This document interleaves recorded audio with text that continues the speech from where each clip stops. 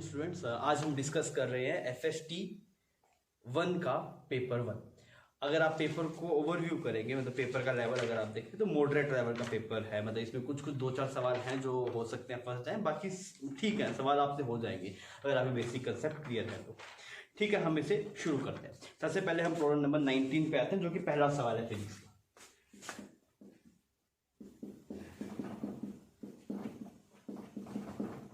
सवाल में ये लिखा हुआ है आपके पास और आपसे कुछ पूछा गया है कि भाई क्या होगा क्या नहीं होगा, तो हम इस तरह प्रोसीड करते हैं। अगर आप इसे देखें तो आप इसे लिख सकते हैं, that is mod P mod R को sorry sine theta, this is sine theta. Theta क्या है, पी और आर के बीच का एंगल है। सिमिलरली अगर आप इसको लिखेंगे तो क्या लिखेंगे, that is mod r sorry mod q mod r sine five. Five मैंने एंगल माना है क्यू और आर वेक्टर के बीच है। फाइन, अगर आप यहाँ पे देखें आर से आर साफ हो जाएगा, आर से आर साफ हो गया तो यहाँ पे बन गया मोड ये sine theta is equal to q का मोड साइन फाइव। इतना एक्सप्रेशन मेरे पास आ गया। आपसे पहला क्या पूछा गया, पहला बोला गया कि p vector is equal to q vector, p vector is equal to q vector. तो कोई जरूरी नहीं है ना, p sine theta is equal to q sine theta जैसी टर्म दिखाई दे रही है, तो पहला ऑप्शन गलत हो गया। Second option, p and q need not to be equal. हाँ सही बात है भाई, पी और क्यू बराबर होने कोई जरूरी नहीं है, पर mod p sine theta is equal to mod q sine five होना चाहिए, ये कंडीशन आपके पास में। तो सेकंड ऑप्शन सही है, बी ऑप्शन सही है इसका। There are infinite possibilities of P if Q and R are given। आपको Q और R given है, मतलब Q वेक्टर फिक्स हो गया, R वेक्टर फिक्स हो गया, मतलब ये टर्म, तो ये पूरी टर्म फिक्स होगी। आप इन दोनों की वैल्यू कुछ भी कर सकते हैं, कभी इसको बढ़ा दिया तो इसको घटा दिया, इसको बढ़ा दिया इसको घटा दिया। तो इसने बोला कि P की इन्फिनिट वैल्यूज पॉसिबल है। हाँ पॉसिबल है, तो सी ऑप्शन भी सही है। फिर इसने बोला P, Q and R must be coplanar. तो अगर आप फील्ड के हिसाब से देखें तो आप ऐसे बोलेंगे, आप ऐसे मान लीजिए ये R वेक्टर है, ये यहाँ पे ऐसे कुछ Q वेक्टर है, क्लियर? ये R वेक्टर है, Q वेक्टर। अगर आप देखें Q क्रॉस R किस तरफ आएगा, बाहर की तरफ आएगा। सिमिलरली P क्रॉस R किसके बराबर होना चाहिए, तो P क्रॉस R ही बाहर की तरफ आना चाहिए। तो P कहां होना चाहिए, P इधर होगा तो दिक्कत है भाई, होगा तो इसी प्लेन में, तभी वो बाहर की तरफ आएगा। तो इधर होगा तो उल्टी तरफ आ जाएगा, क्योंकि Q क्रॉस R की डायरेक्शन और P क्रॉस R की डायरेक्शन सेम होनी चाहिए। तो P क्या होगा, या तो यहां होगा या फिर कहीं यहां होगा। तो ये तीनों आपस में एक दूसरे के क्या है, कोप्लेनर हैं। नहीं तो आप इसको ऐसे भी इंटरप्रेट कर सकते हैं, इसको आप इधर मैथमेटिकली थोड़ा आप जाएंगे तो आप ऐसे लिख लीजिए, that is P cross R minus Q cross R is equal to 0। ये सही है। तो यहां पे आपके पास क्या बनेगा, that is P minus Q cross R vector is equal to 0।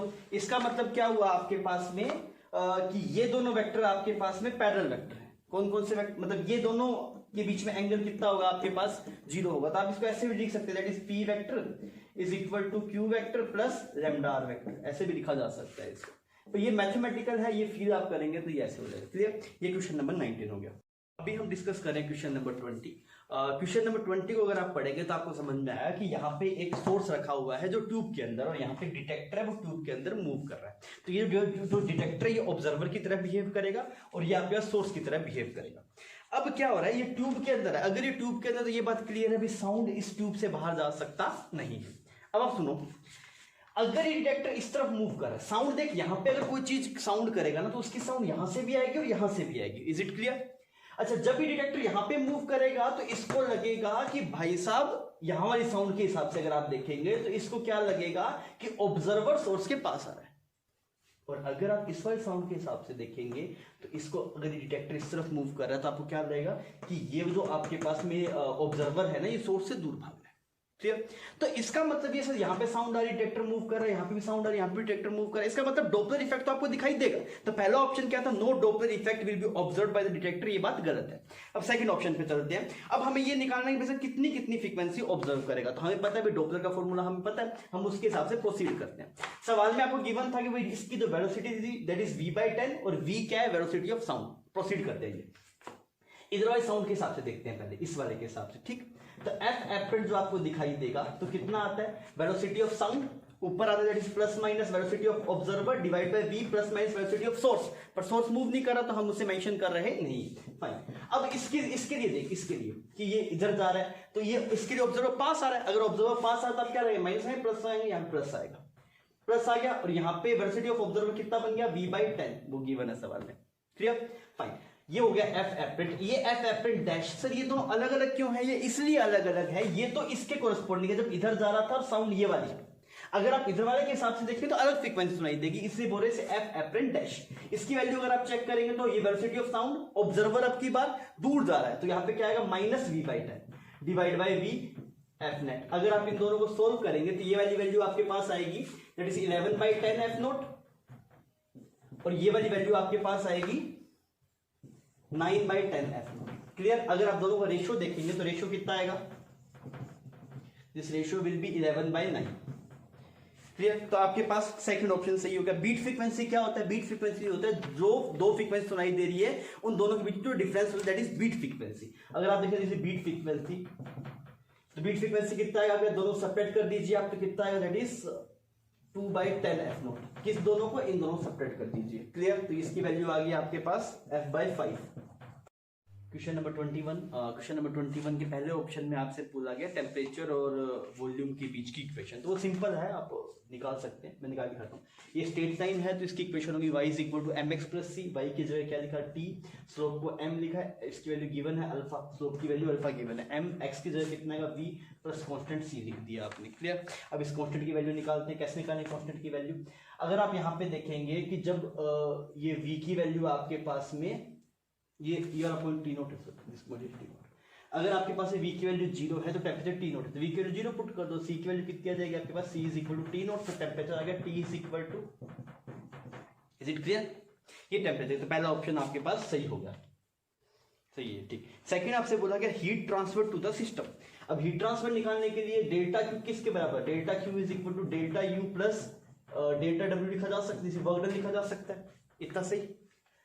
अगर आप यहाँ पे डेल्टा क्यू निकालते, पहले मैंने बोला डेल्टा यू निकालता हूं, तो डेल्टा यू कितना होगा, NCV delta T। Monatomic gas है, CV कितना होगा आपके पास 3/2R, तो ये बन जाएगा N की वैल्यू कितनी है 1, दिस इज 3/2R, और डेल्टा T की वैल्यू आप निकालिए, टेम्परेचर इनिशियल देख लीजिए, टेम्परेचर फाइनल देख लीजिए।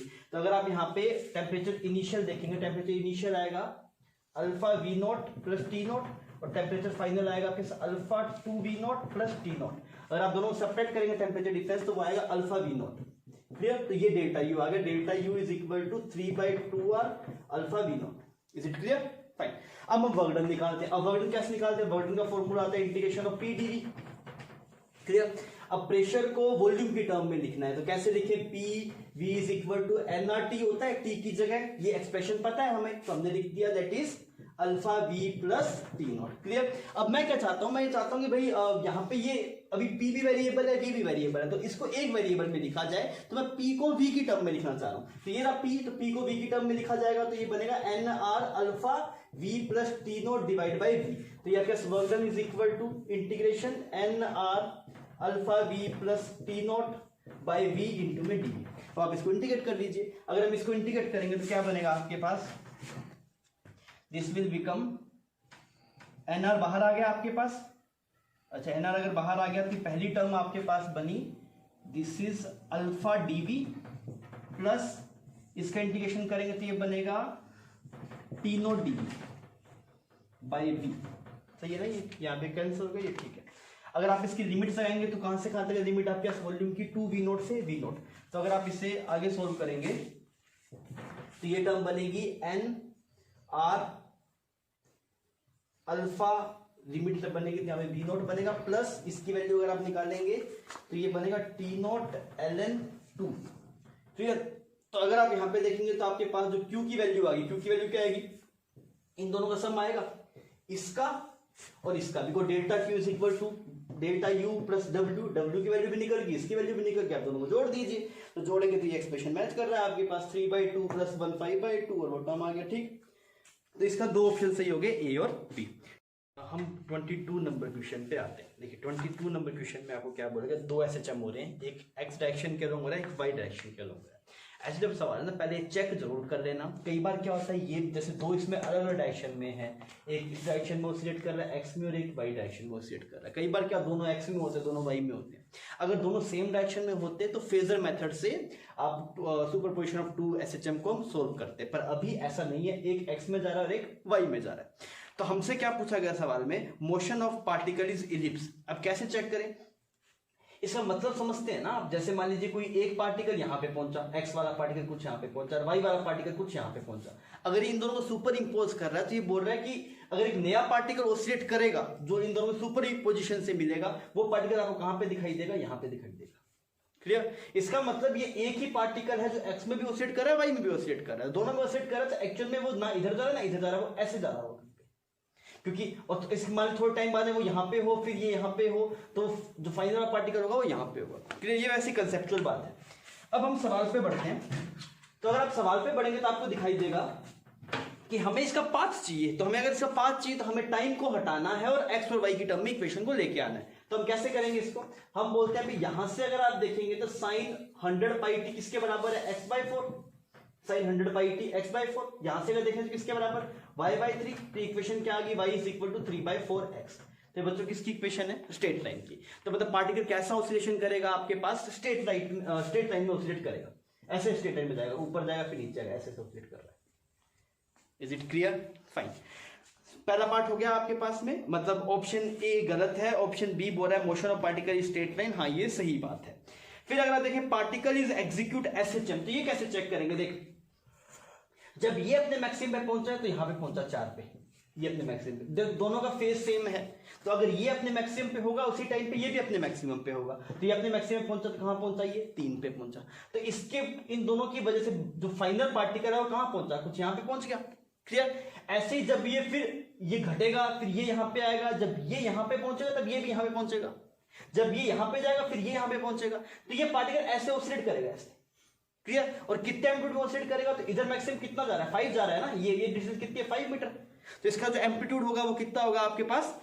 5 होगा। और ये ऐसे जंप कर रहा है, ये ऐसे जंप कर रहा है बिकॉज स्पेस देखिए यहां पे इतना गया, फिर यहां पे ऐसे आया, ये इधर गया, ये इधर आया, दोनों सेम फेज में है आपके पास में। तो जैसे ये पार्टिकल यहां से यहां पे जाएगा, इतने में यहां से यहां पे जाके आ जाएगा।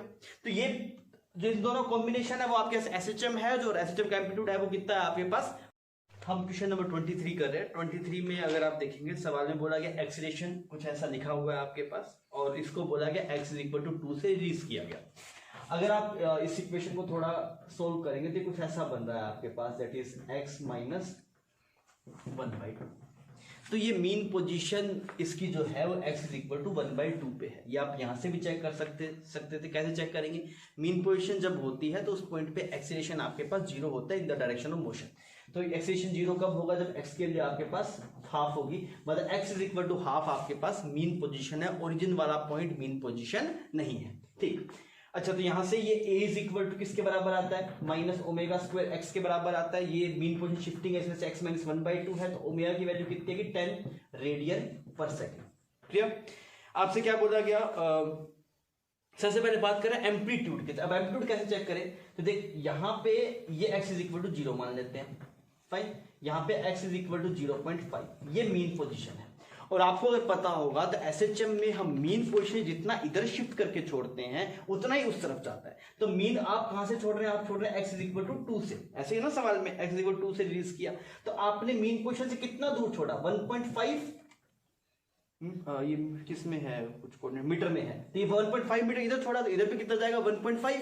तो इसका जो एम्पलीट्यूड है वो एम्पलीट्यूड कितना आएगा आपके पास? 1.5। ये बात ध्यान रखना कि एसएचएम के अंदर आप मीन पोजीशन से जितना इस तरफ डिस्टर्ब करके छोड़ेंगे पार्टिकल मीन पोजीशन की उस तरफ उतना ही जाएगा। क्लियर? ठीक। अब इसने बोला कि आप इसका क्या पूछ रहे? टाइम पीरियड पूछ रहा है। टाइम पीरियड निकाल लेते हैं। टाइम पीरियड कितना होगा? टाइम पीरियड होता है आपके पास 2π/ω। सही। तो ये इसकी वैल्यू पुट कर दीजिए, दैट इज 2 इंटू में 3.14 डिवाइड बाय ओमेगा की वैल्यू 10, इसकी वैल्यू आपके पास है 0.63 सेकंड। क्लियर? और फिर इसने पूछा पार्टिकल की मैक्सिमम वेलोसिटी। तो Vmax क्या होता है? Vmax आपके पास होता है a इंटू में ओमेगा। a की वैल्यू कितनी है? 1.5 और ओमेगा की वैल्यू कितनी है? 10। कितना है? 15 मीटर पर सेकंड। ये सही होगा। तो इसके ऑप्शन करेक्ट है वो D करेक्ट है, ये C आ गया, ये C करेक्ट है, और ये आपके पास B करेक्ट है। तो B C D सही है। फाइन। हम क्वेश्चन नंबर 24 पे हैं। तो इसमें थोड़ी सी करेक्शन ये है कि इसमें बोला हुआ two particle a and b are situated at 60,0, नहीं वो 0,60 होना चाहिए फर्स्ट टाइम के अंदर, ठीक है।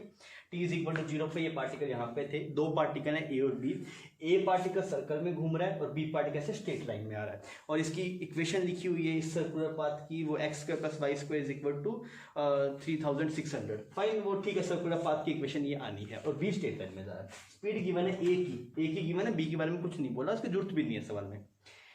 अब सवाल पे चलते हैं। सवाल में बोला गया time for a to move from 0,60 to 60,0 is 4 second, दूसरे में लिखा 5 सेकेंड। निकाल लेते हैं, इसमें कोई बड़े खेल नहीं है। तो ये डिस्टेंस बताओ, ये डिस्टेंस कितनी है? पूरे सर्कल की 2 पाई है, तो सर्कल का चौथा हिस्सा है 1/4 है, तो कितना आएगा आपके पास? This is pi r by 2। Clear?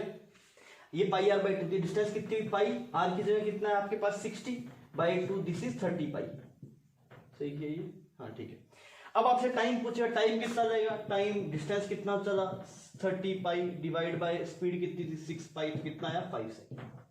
तो ए ऑप्शन गलत हो गया, बी सही हो गया। Average acceleration of the particles, मतलब बी सही हो गया, ए गलत हो गया। और अब चलते हैं सी ऑप्शन पे। सी ऑप्शन में बोला गया average acceleration of the particle.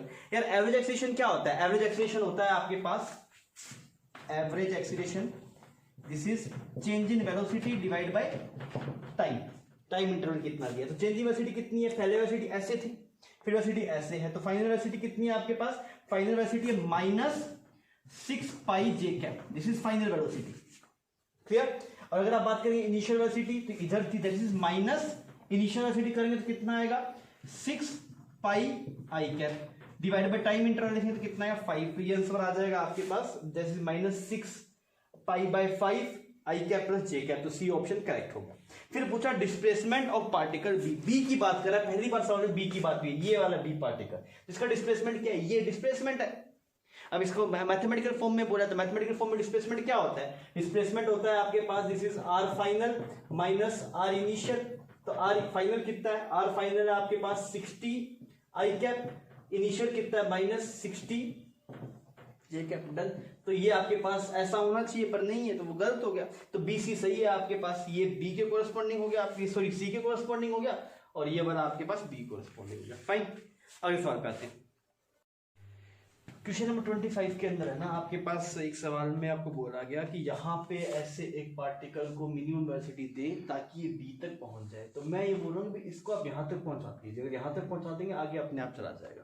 तो यहाँ पे कितनी मिनिमम वेलोसिटी दे? तो ये वर्टिकल सर्कुलर मोशन से अगर आप कंपेयर करेंगे तो आपको चमकेगा कि भाई इतनी दूरी में जाने से यहाँ पे वेलोसिटी 0 रिक्वायर्ड है, इस वाले पॉइंट पे 0 वेलोसिटी चाहिए, तो यहाँ पे कितनी होनी चाहिए? वेलोसिटी एट ए होनी चाहिए √2gr, r इसकी रेडियस है। क्लियर? अब ये पार्टिकल क्या करे? यहाँ से जाएगा, यहाँ पे जाएगा, फिर ऐसे करके ऐसे जाएगा। यहाँ पे पाइप नहीं है, यहाँ पे तो इसके लिए यहाँ पे जब अगर यहाँ से पूरा सर्कल कंप्लीट करना है तो यहाँ पे v मिनिमम 0 नहीं होना चाहिए, हमें v मिनिमम √gr होना चाहिए, gr' होना चाहिए अगर इस ट्रैक की रेडियस r' है। तो यहाँ पे अगर ये √2gr से आपने फेंका यहाँ पे 0, फिर यहाँ वापस पहुंचे तो इतना हो जाएगा। अब आपको क्या इसमें पूरा वर्टिकल सर्कल कंप्लीट करवाना है। अगर पूरा वर्टिकल सर्कल कंप्लीट करवाना तो यहाँ पे जो वेलोसिटी होनी चाहिए, यहाँ पे कितनी होनी चाहिए? √5gr', ठीक है। और सिमिलरली यहाँ पे कितनी होनी चाहिए? √3gr'। क्लियर? पर यहाँ पे वेलोसिटी है इतनी, तो आप दोनों को बराबर कर दीजिए, ये होनी चाहिए √3gr', ये दोनों बराबर होनी चाहिए।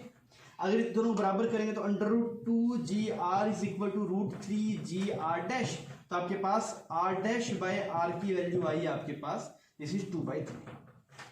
क्लियर? तो ये आपके पास ऑप्शन सी सही हो गया।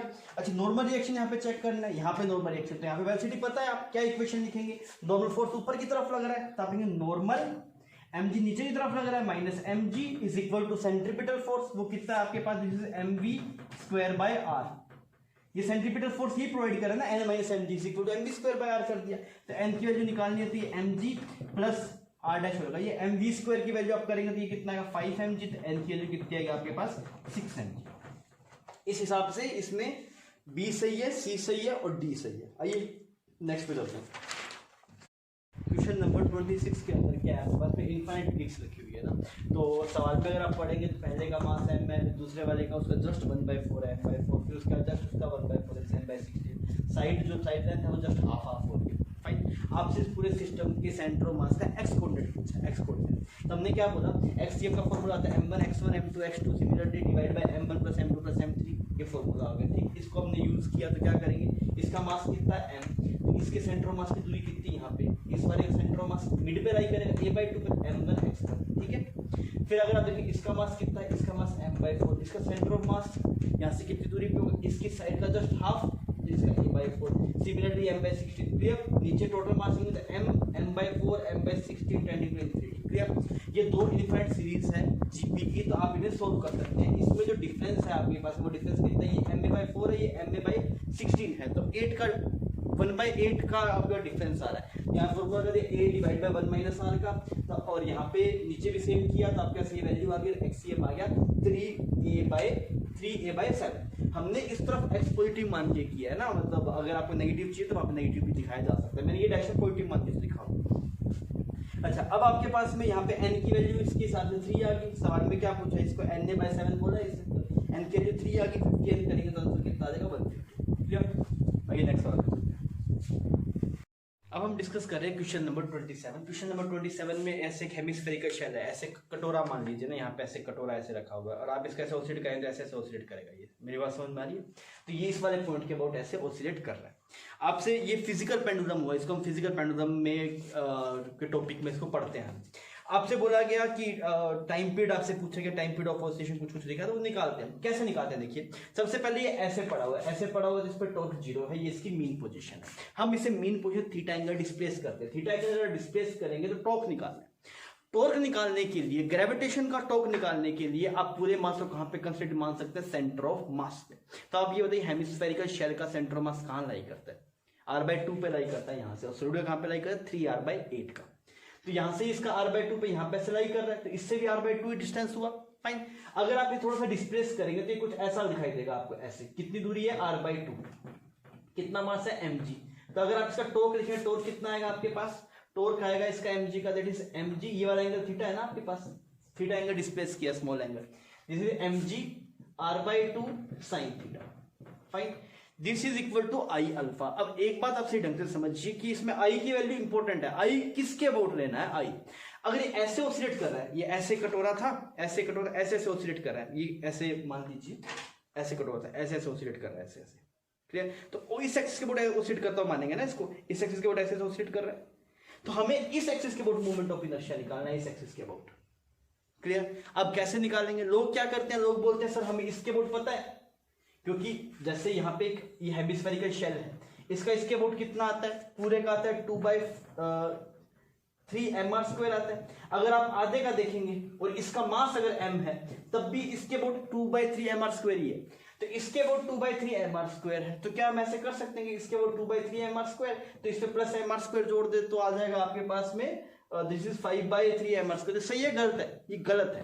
पैरेलल एक्सिस थ्योरम आप सेंटर ऑफ मास के अबाउट लगा सकते हैं। आप ये लिखते हैं ना, I is equal to ICM plus md², तो इसके पहले सेंटर ऑफ मास के अबाउट निकालना पड़ेगा आपको, इसके अबाउट कितना है वो कैसे निकालेंगे, ICM प्लस, अगर आपको इसके अबाउट पता है ना, इसके अबाउट कितना है, दिस इज 2/3 mr², तो आप लिखेंगे इसको 2/3 mr² is equal to ICM, इसके अबाउट वो हमें पता नहीं है, प्लस ये डिस्टेंस कितनी हुई mr²/4। Is it clear students? तो हमें इसके अबाउट पता लग जाएगा, फिर आप सिमिलरली वापस आएंगे तो इसके अबाउट पता लग जाएगा। अगर आप इसके अबाउट निकालें तो आप क्या लिखेंगे, ICM प्लस mr², तो यही वैल्यू आएगी। क्लियर, इसका जो मोमेंट ऑफ इनर्शिया है वो कितना है, 2/3 mr² आएगा इसके अबाउट। तो ये अच्छा, इसमें कई बार सवाल भी आ जाता है कि इसके अबाउट और इसके about moment of inertia spherical shell में सेम आता है, इसके अबाउट हो जाए इसके अबाउट हो, वो भी सेम आएगा। Is it clear? तो इसके अबाउट मोमेंट ऑफ इनर्शिया कितना आएगा, 2/3 mr²। ये इंपॉर्टेंट बात है। अब आगे चलते हैं, अगर आप इसमें लिखेंगे तो आप लिखेंगे जैसे tau mg r/2 sin theta is equal to I alpha. I की जगह कितना है, 2/3 mr² में अल्फा। इस सवाल की जान यही है, इसका आई, और इस सवाल को ज्यादा है नहीं। m से m साफ हो जाएगा, r से r साफ हो जाएगा। अल्फा की वैल्यू कितनी आएगी आपके पास, अल्फा की वैल्यू आएगी 3g/4 ना, 3g/4 r इंटू में साइन थीटा। इसको आप क्या लिखेंगे, ω² थीटा लिख सकते हैं। साइन थीटा बहुत छोटा है, साइन थीटा थीटा मान सकते हैं, इसको मिटा दीजिए, यहाँ पे थीटा पड़ा रह दीजिए। तो ओमेगा की वैल्यू आ गई √3g/4r। आपसे पूछा गया टाइम पीरियड, तो टाइम पीरियड क्या लिखेंगे, 2π/ω। तो 2π/ω की जगह 4r/3g। पर इसमें ये कुछ बोल रहा है कि आपको चाहिए 4r/3g ना, हाँ ठीक है। तो यहाँ से टाइम पीरियड कितना आ जाएगा आपके 4π√r/3g। ठीक है, तो n की वैल्यू कितनी आ गई आपके पास 3। तो इसके हिसाब से 40 n की वैल्यू पूछिए तो आंसर आ जाएगा 120। सही है। अब हम डिस्कस कर रहे हैं क्वेश्चन नंबर 28। अगर आप क्वेश्चन नंबर 28 में देखेंगे तो क्या आपके पास दो रिंग है, एक रिंग ये है और एक रिंग ये है। एक स्ट्रिंग है जो यहाँ से फिक्स है, फिर इस रिंग से पास होते हुए इस रिंग पे जाके एंड हो रही है। स्ट्रिंग सिर्फ इतनी ही है। अब सवाल में बोला गया कि ये रिंग नीचे तरफ जा रही है v1 वेलोसिटी से, अगर ये नीचे जाएगा तो ये रिंग कहाँ जाएगी, ऊपर जाएगी। इतना आप फील कर सकते हैं। हमसे सवाल में पूछा गया बताइए इसकी वेलोसिटी कितनी होगी। तो इसको करने के दो तरीके हैं। या तो आप ऐसे कीजिए, आप लेंथ मतलब एक कंस्ट्रेंट लिख लीजिए, फिर उसको डिफरेंशिएट कीजिए, उससे भी आंसर आएगा। वो थोड़ा लेंदी है, वो बेसिक अप्रोच है। अगर आप सेकंड अप्रोच देखें तो आप ये कर सकते हैं वर्क डन बाय टेंशन या फिर पावर डिलीवर्ड बाय टेंशन कितना होना चाहिए, 0। तो हम पहले पावर डिलीवर्ड बाय टेंशन से कर रहे हैं। अगर आप पावर डिलीवर्ड बाय टेंशन से करेंगे तो आपके पास कितना आएगा, इस पे जो नेट टेंशन लग रहा है ऊपर टी लग रहा है, इधर टी लग रहा है, तो इस डायरेक्शन में नेट कितना हो गया, this is t - t cos alpha. इस तरफ भी एक टेंशन आ रहा होगा पर उसकी वजह से पावर डिलीवर्ड 0 है, इस वजह से हम उसे कंसीडर नहीं कर रहे। मल्टीप्लाई v1 माइनस लिया बिकॉज टेंशन ऊपर है, जान नीचे रहा है, हमने नेट टेंशन ऊपर माना ना, t - t cos अल्फा लिखा है। प्लस इसकी टेंशन देखते हैं, इस पे टेंशन की दो component t sin alpha t cos alpha. t sin alpha की वजह से 0, तो उसकी वजह से कितना है t cos alpha v2 = 0। t सब साफ हो लिया आपके पास। तो यहां से आया आपके पास v2 = 1 - cos alpha divide by cos alpha v1। ये एक्सप्रेशन बना।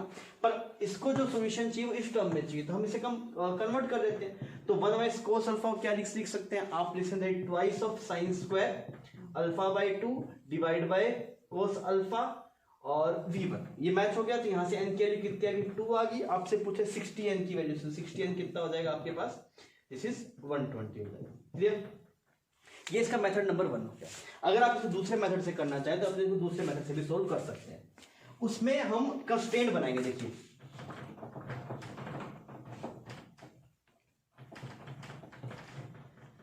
कंस्ट्रेंट ऐसे बनाएंगे कि हम मान लेते हैं कि ये वाली लेंथ आपके पास में कुछ, इसको आप मान लीजिए कोई भी नाम दे दीजिए, इसको वाई दे दीजिए इसको। क्लियर। और इस पूरे को नाम आप दे दीजिए यहां से कुछ एल, और ठीक है इतने से काम मिलेगा हमारा। अच्छा अब आप ये देखिए dl/dt = v2 है और dy/dt आपके पास में v1 है। तो हमने क्या लिखा, हमने इस स्ट्रिंग की टोटल लेंथ लिखी। टोटल लेंथ कितनी है, ये लेंथ कितनी होगी, y होगी आपके पास, ये वाली लेंथ। अब इस वाली लेंथ को निकालना है, ये दूरी को d मान लेते हैं इसके बीच की। अच्छा ये लेंथ कितनी आएगी आपके पास, √d² प्लस l - y का whole square. d² + d² distance. Clear. ये आपके पास क्या है, कांस्टेंट है। अब आप इसे डिफरेंशिएट कर दीजिए। अगर आप इसे डिफरेंशिएट करेंगे तो ये क्या बनेगा, dy/dt, इसको डिफरेंशिएट करेंगे कितना का, 1/2 √d² प्लस l - y का होल स्क्वायर। क्लियर। अब इसको डिफरेंशिएट कीजिए और डिफरेंशिएट चलेगा इसमें, तो क्या होगा, इसका तो 0 बन जाएगा। फिर ये बनेगा 2l - y। अच्छा फिर l का अगर देखेंगे तो this is l dy/dt, this will become v2 और ये y2 v2 माइनस ये डिफरेंशिएट देख लीजिए ढंग से। इसको डिफरेंशिएट करेंगे तो पहले हाफ आएगा, फिर नीचे चला गया, फिर अंदर वाले पार्ट को डिफरेंशिएट करेंगे तो इसका 0, इसका करेंगे 2l - y, फिर l का करेंगे dl/dt। dl/dt क्या है आपके पास, v2, और dy/dt अगर आप देखेंगे तो वो क्या है आपके पास, v1। इतना सही है सब एक्सप्रेशन, ठीक है। dy/dt को आपने लिख दिया यहाँ पे v1 और यहाँ पे क्या बन गया, दिस इज 2 से 2 साफ हो गया आपके पास, ये l - y v2 - v1 √d² plus l - y का होल स्क्वायर = 0। अब हमें किसकी वैल्यू निकालनी है, हमें v2 की वैल्यू निकालनी है। तो v2 की वैल्यू हमें निकालनी है तो हम एक काम करते हैं, इस टर्म को इधर लेके चले जाते हैं। तो ये बनेगा v1 √d², ये वहां पे चला गया, यहां पे चला गया आपके पास l - y और यहां पे बचा v1 - v2। ये इधर चला गया, इसमें माइनस हो गया, सही है यहाँ तक। अब आप इसको डिवाइड में लेके जाइए, d divide by l minus y, d divide by l minus y, ये क्या बना, d divide by l minus y, तो ये टेन थीटा टेन अल्फा बना, this divide by this is equal tan alpha. तो यहाँ पे अगर आप देखेंगे, थोड़ा इसको यहाँ पे लिख देते हैं, this is V1, this is become under root 1 plus tan square alpha V1 minus V2, इसके अंदर जाएगा डी एल माइनस वाई, ये बनेगा आपके पास 10 स्क्वायर हो गया यहाँ पे, तो ये बन गया दिस इज V1, इसको इस तरफ लिख रहे हैं ना, दिस इज V1, और ये बन गया सेक थीटा बन गया this is 1 by cos theta, और माइनस, इसको इधर ले जाते हैं, ये बनाना 1 minus x square this is 1 plus cos theta is equal to V2, ये माइनस बन गया, V प्लस V1 बन गया। तो यहां से आपके पास क्या बनेगा, V2 is equal to V1 बाहर आ जाएगा आपके पास, तो ये टर्म बनेगी 1 minus cos theta divide by cos theta, और एक माइनस आ जाएगा बिकॉज V2 घट रहा है। इसको आप करेंगे सेम उसी हिसाब से जो पहले आंसर आया था वही आंसर आ जाएगा, twice of sine square alpha by 2 theta by 2 बन जाएगा, और ये कोस थीटा हो गया। क्लियर, यहाँ पे अल्फा और थीटा लिख दिया ना, थोड़ा देख लेना इसको। फाइन, आइए अगले सवाल बढ़ते हैं। हम डिस्कस करें क्वेश्चन नंबर 29 सिंपल सवाल है ना। सवाल के अंदर क्या है, आपको ऐसे डायग्राम में दो फोर्सेस लग रहे हैं, ये ब्लॉक का मास वास सब लिखा हुआ है। अब यहाँ पे म्यू की वैल्यू गिवन है, फ्रिक्शन कोफिशिएंट की वैल्यू है आपके पास म्यू इज इक्वल टू 0.5। सबसे पहले हम ये चेक करेंगे भाई साहब, 3 न्यूटन का फोर्स लगा के आप इस ब्लॉक को चला सकते हैं, नहीं चला सकते, सिमिलरली इसको चला सकते हैं, नहीं चला सकते। सवाल में पूछा कब दोनों कोलाइड कर देंगे, ऐसे ही है ना सवाल में, ठीक। अब क्या करेंगे, देख इसको जो फ्रिक्शन की मैक्सिमम वैल्यू हो सकती है यहाँ पे एफएक्स मैक्स, कहाँ पे, इस वाले पे कितनी होगी, म्यू mg होगी, तो म्यू की वैल्यू कितनी, 0.5, mg की वैल्यू कितनी होगी 5, तो तेरे पास कितना आ गया, इसकी वैल्यू 2.5 न्यूटन, मतलब फ्रिक्शन मैक्सिमम यहाँ पे 2.5 न्यूटन लग सकता है। यहाँ पे फ्रिक्शन मैक्सिमम कितना आ सकता है तेरे पास, दिस इज 1 न्यूटन। क्लियर, निकाल दिया आपने। तो आपको समझ में आ रहा है भी लगने वाला फोर्स मैक्सिमम से ज्यादा है तो ऑब्वियसली ये चलेगा, यहाँ पे भी ज्यादा है तो ये भी चलेगा, दोनों चलेंगे, ठीक चलेगा। तो लिखते हैं एक्सीलरेशन, इसका एक्सीलरेशन बता कितना आएगा, इसका एक्सीलरेशन आएगा इधर 3 पीछे 2.5, एक्सीलरेशन कितना आएगा तेरे पास 1 मीटर पर सेकंड स्क्वायर, इतना समझ रहा है, ठीक। यहाँ पे इसका देख, यहाँ पे 3, यहाँ पे 1 कितना 2 तो कितना आएगा बता, दिस इज एफ नेट कितना हुआ तेरे पास, एफ नेट 2 हुआ, 2 डिवाइड बाय 0.2 तो कितना आएगा तेरे पास, ये दिस इज 10 मीटर पर सेकंड स्क्वायर। ये समझ में आ गया, ठीक। अब हम ये देखना चाहते हैं कब दोनों कोलाइड करेंगे। तो जब दो बॉडी मूव करती है फिजिक्स में तो हम रिलेटिव मोशन की हेल्प लेते हैं, तो हम एक काम करते हैं इस बॉडी के रिस्पेक्ट में इसका मोशन ऑब्जर्व कर लेते हैं। तो इस बॉडी के रिस्पेक्ट में इसका जो एक्सीलरेशन होगा ए रिलेटिव कितना होगा तेरे पास 11 मीटर पर सेकंड स्क्वायर, क्लियर। और डिस्टेंस कितनी है तेरे पास 22, तो उसके हिसाब से लगा दे भाई s relative is equal to u relative plus half a relative into t, इसको ऐसे कर सकते हैं ना। तो इसमें एस रिलेटिव की वैल्यू कितनी है तेरे पास 22, हाफ एक्सीलरेशन की वैल्यू कितनी है 11 इंटू में टी स्क्वायर, ये इसने मार दिया तो टी की वैल्यू कितनी है तेरे पास 2 से। सवाल खत्म हो गया, ठीक। आज हम आगे वाले सवाल पे चलते हैं। क्वेश्चन नंबर 30 डिस्कस कर रहे हैं। क्वेश्चन नंबर 30 में क्या है ना, ऐसे कारपेट था, इस कारपेट की लेंथ आपके पास, ये पूरी लेंथ ऐसे कुछ 1 मीटर गिवन थी आपको, और इसका मास कुछ आपके पास यूनिट मास गिवन है, 1 kg मास गिवन है। अब क्या हुआ, इस कारपेट का ये वाला पॉइंट पकड़ के ऐसे फोल्ड कर रहे हैं, ऐसे आपको फील आ रहा है, मतलब जब ये वाला पॉइंट ऐसे करके फोल्ड करते करते जब ये यहाँ पे पहुंच जाएगा तो आधा कारपेट फोल्ड हो जाएगा।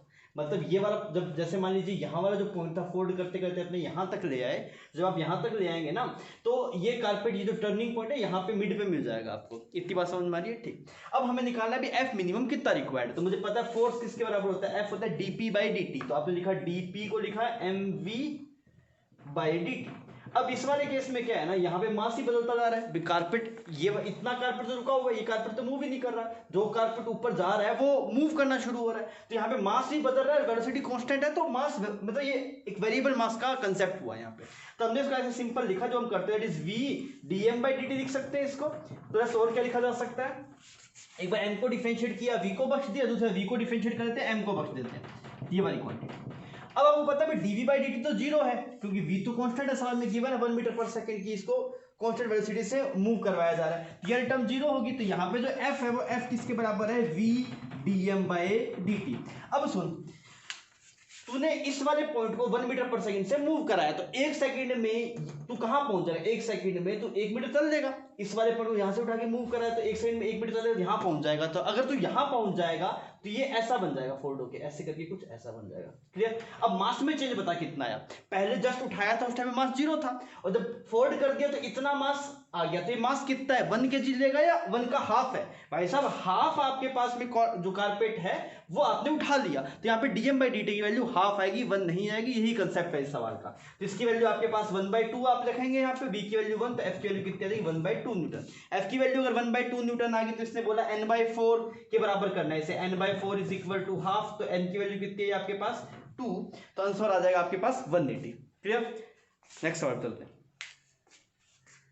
अब हम कर रहे हैं कॉम्प्रिहेंशन, मतलब मैट्रिक्स मैथ्स टाइप है, अपनी कॉम्प्रिहेंशन मिक्स सा है। अगर आप इसमें देखेंगे ना तो आपके पास में सिंपल सा सवाल है, मतलब निहायत ही घटिया सवाल है। इसमें क्या आपके पास वेलोसिटी लिखा हुआ है, रेडियल एक्सीलरेशन लिखा हुआ है, टेंजेंशियल एक्सीलरेशन। मैं एक सिंपल बता दे रहा हूँ मैं कैसे होगा, पर ये सब लोग कर पाएंगे, सिंपल सवाल है। कोई भी एक में उठा लेते हैं, v के वैल्यू लिखा हुआ है 90+1 थर्ड वाले में ना, तो ये लिखा हुआ है। तो अगर आपसे रेडियल एक्सीलरेशन पूछेगा तो रेडियल एक्सीलरेशन क्या होता है, रेडियल एक्सीलरेशन होता है v²/r, तो आप लिखेंगे v²/r, तो कितना बनेगा, आर की वैल्यू कितनी आएगी 1 मीटर, कितनी है आर की वैल्यू, कुछ सवाल में गिवन है क्या, हाँ 1 मीटर गिवन है। ठीक, ये रेडियल एक्सीलरेशन आ गया। अगर आप टेंजेंशियल एक्सीलरेशन निकालेंगे तो क्या करेंगे, dv/dt करेंगे तो इसमें कितना आ जाए 9। आप इससे सिमिलरली सब में कर सकते हैं, सिंपल सा सवाल है। अब हम चलते हैं क्वेश्चन नंबर 34 से लेकर 36 तक, 3 सवाल हैं एक ही डायग्राम के कॉरस्पॉन्डिंग। ये डायग्राम है आपके पास। अगर आप इस डायग्राम में आप सवाल की इन्फॉर्मेशन देखें, सवाल में बोला गया AB और CD ये दोनों रेक्टेंगुलर हाइपरबोला है। अगर ये रेक्टेंगुलर हाइपरबोला है ना, सबसे पहले हम अलग अलग पार्ट करते हैं। सबसे AB पे चलते हैं, AB की पूरी कहानी देख रहे थे, जितना संभव है सब कुछ देख रहे थे। तो AB पे अगर आप जाएंगे तो AB के लिए आप बोलेंगे दिस इज U इंटू में रो कॉन्स्टेंट। सर ये कहां से है, ये इसलिए आया बिकॉज सवाल में गिवन है वैसे रेक्टेंगुलर हाइपरबोला है। अब क्या क्या करें, बट डेल्टा U होता है NCV delta T, delta U होता है NCV डेल्टा T। अगर U की बात करें तो U होता है आपके पास U is equal to NFRT/2। Clear, इसे तो आता है ये delta U is NCV delta T, तो U एक्चुअल में T हो गया, U is directly proportional to T, तो आप U को लिख सकते हैं T, तो ये क्या बन गया T इंटू में रो क्या हो गया आपके पास कांस्टेंट। अब ये रो भी अच्छा लगता है, रो हम नहीं देखते, हम मास वॉल्यूम, हम प्रेशर देखते हैं, वॉल्यूम देखते हैं, तो इसको कन्वर्ट कर देते हैं वॉल्यूम के अंदर। तो अगर आपने वॉल्यूम में कन्वर्ट करेंगे तो ये टर्म बनेगी T/V, है ना, मास बाय वॉल्यूम, मास तो कांस्टेंट है, ये क्या आ गया आपके पास कांस्टेंट आ गया। तो कैसा प्रोसेस है आपके पास, ये कैसा प्रोसेस हुआ T/V, this is isobaric process. इसका मतलब सर जी AB और CD दोनों में सेम चीजें हैं, और दोनों कैसे प्रोसेस है, आइसोबारिक। तो AB आपके पास आइसोबारिक है, यहां पे लिख देते हैं हम AB कैसा प्रोसेस है, आइसोबारिक। और कौन सा आइसोबारिक है आपके पास, CD भी आइसोबारिक है, ये दोनों हो गए। ठीक, अब आप देखिए BC और AD के बारे में क्या बोलेंगे। BC में क्या U कांस्टेंट है, U कांस्टेंट और टेम्परेचर कांस्टेंट है, तो कैसा प्रोसेस होगा, आइसोथर्मल। तो आप क्या बोलेंगे, BC process and DA process, ये कैसे हैं आपके पास, आइसोथर्मल। तो ये जो इसका पहला वाला, ये जो कॉलम 2 था, ये कॉलम 2 के कोरस्पोंडिंग सवाल हो जाएंगे इतने से पार्ट से। अब फिर आपसे बोला गया हीट एब्जॉर्ब जानना चाहता है, तो आओ हीट एब्जॉर्ब देखते हैं भाई। अगर आप सबसे पहले AB में हीट एब्जॉर्ब निकालेंगे तो AB में हमने बोला कैसा प्रोसेस है ये आपके पास में आइसोबारिक प्रोसेस है। आइसोबारिक प्रोसेस में Q का फॉर्मूला क्या होता है, Q होता है NCP delta T। Fine, N की वैल्यू कितनी है आपके पास 1। AB के अंदर डेल्टा U पता है, डेल्टा U कितना है आपके पास, डेल्टा U की वैल्यू यहाँ पे जो है वो है 3U0। ये किसके बराबर आएगा, N की वैल्यू 1, CD की वैल्यू कितनी 3/2R इंटू में डेल्टा T। ये 3 से 3 साफ हो गया आपके पास, तो डेल्टा E की वैल्यू आ गई 2U0/R। क्लियर, ये आप यहाँ पे पुट कर दीजिए, ये वैल्यू कितनी 2U0/R, R से R साफ हो गया, साफ हो गया, कितना गया 5U0। क्लियर, तो यहाँ पे ये जो Q की वैल्यू आ रही है, यहाँ पे टेम्परेचर माइनस आएगा, बिकॉज फाइनल देख रहे हैं ना, फाइनल कम है ये ज्यादा है, 2U0 - 5U0 करेंगे अगर आप तो माइनस आएगा यहाँ पे, तो ये माइनस आ गया, यहाँ पे ये माइनस आ गया, तो ये आ गया। तो Q की वैल्यू आ गई -5U0। कौन से प्रोसेस के लिए देख लिया हमने, AB प्रोसेस के लिए। फाइन, अब हम चलते हैं प्रोसेस BC के लिए, दिस इज BC प्रोसेस के लिए चलते हैं। अब BC प्रोसेस बताइए कैसा प्रोसेस है, आइसोथर्मल प्रोसेस है। अब आइसोथर्मल प्रोसेस में आप क्या निकालते हैं भाई, Q का formula delta U, Q is equal to delta U plus work done. Delta U की वैल्यू 0, क्यों 0, बिकॉज आइसोथर्मल प्रोसेस है, तो हमें वर्क डन निकालना है। अब वर्क डन कैसे निकालते हैं आइसोथर्मल में, वर्क डन का फॉर्मूला आता है work done is equal to nRT ln V2/V1। तो V2/V1 अगर आप करेंगे तो ये आपके पास, इसको कुछ बोल देते हैं आप, दिस इज ρ1 बोल दीजिए, इसको कुछ ρ2 बोल दीजिए। तो अगर आप इसे करेंगे तो ऐसा बन रो 1/ρ2 V2 बाई V1 बनाना चाहिए था ना, तो V is inversely proportional to rho, ये ऐसे आ जाएगा। तो यहां से अब टारगेट ये बन गया भैया, आप रो1 और रो2 की वैल्यू निकालिए। अब आप रो1 रो2 की वैल्यू कैसे निकालेंगे, ये प्रोसेस आपके पास में आइसोथर्मल है, अगर प्रोसेस आइसोथर्मल है तो क्या होना चाहिए, इसके लिए U इंटू में रो कांस्टेंट होना चाहिए, तो आपने लिखा 5U0, इन दोनों पॉइंट्स के लिए यूरो कांस्टेंट कर रहा हूं, यूरो कांस्टेंट कर रहा हूं, क्लियर। तो यहाँ पे U की वैल्यू कितनी 5U0, रो की वैल्यू कितनी 2 रो, इज इक्वल टू यहाँ का U कितना 2U0, यहाँ का रो कितना रो1, ये साफ हो गया आपके पास। तो यहाँ पे जो रो1 की वैल्यू वही आया है 5 रो। सिमिलरली अगर आप इसके लिए देखेंगे डीसी प्रोसेस के लिए, तो डीसी प्रोसेस के लिए क्या बोलेंगे 5U0 इंटू में, इन दोनों के लिए कर रहा हूं ना मैं, तो ये कितना हो गया 5U0, यहाँ का रो कितना है आपके पास 5 रो, इज इक्वल टू यहाँ का अगर आप देखेंगे तो कितना आएगा 2U0 इंटू में रो2, तो यहाँ से रो2 की वैल्यू आ गई 12.5 रो। ये दोनों वैल्यू पुट कर देंगे तो ये सोल्व हो जाएगा, क्लियर। तो हमारे पास BC हो गया। अगर आप बात करेंगे CD में, तो CD भी सिमिलरली आप करेंगे तो इसी तरीके से हो जाएगा। CD में भी NCP डेल्टा टी कैसे निकालेंगे आप, ये डेल्टा U पता है, यहाँ पे 3U0, तो आप सिमिलरली करेंगे तो आपको इसका रिजल्ट मिल जाएगा। यहाँ पे इसकी वैल्यू आपके पास CD के अंदर अगर आप निकालेंगे, CD कौन सा है, हाँ CDD आपके पास आइसोबारिक है ना, तो आइसोबारिक को आप कर सकते हैं, याद है क्या यहाँ तक, हाँ सर। ठीक। अगर आप यहाँ पे CD में अगर आप देखेंगे तो वही सेम NCP डेल्टा टी की वैल्यू जो यहाँ से निकाली थी, यहाँ पे भी निकाली थी डेल्टा टी, सिमिलरली वहां पे करेंगे तो डेल्टा U की वैल्यू आ जाएगी 5U0 minus 2U0 3U0 2U0 bye आप, इसका आंसर आ जाएगा 5U0 आएगा शायद। सिमिलरली अगर आप D से A में जाएंगे, तो D से A में जाने के लिए ये सेम इसको फॉलो करेंगे, तो डेल्टा U की वैल्यू 0, वर्क डन की value ln V2 by V1 same करेंगे तो आंसर आ जाएगा, ठीक है। तो ये हमारा पेपर 1 कंप्लीट हो गया।